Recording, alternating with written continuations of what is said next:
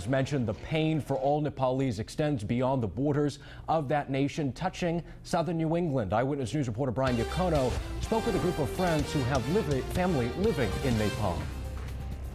I spoke with members of the Nepalese Association of Rhode Island. Each of them says their parents in Nepal are safe, but communication is very limited.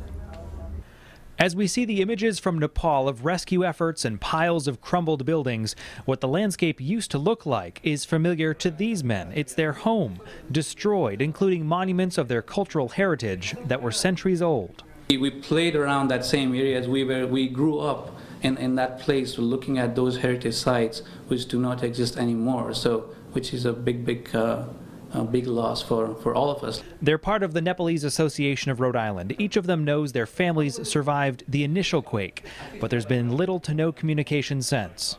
My heart started pumping, and then I tried to call my parents. We're back home in Nepal, and I couldn't get hold of them. I asked Roshan Baral how his parents described what happened in the quake when he finally reached them after 5 hours of trying. Scream and wait until it goes off.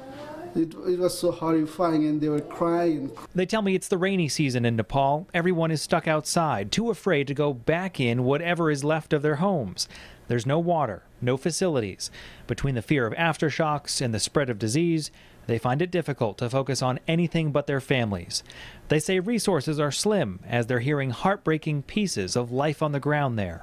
A person is inside, they can see it, screaming, still breathing, and they cannot take him out because they don't have enough equipment to take those concrete out and then dig out, all these things. The men also tell me there are parts of Nepal that take days of walking to access. Their concern is that there could be villages that are destroyed, but no resources to look for survivors. In the newsroom, Brian Yacono, Eyewitness News.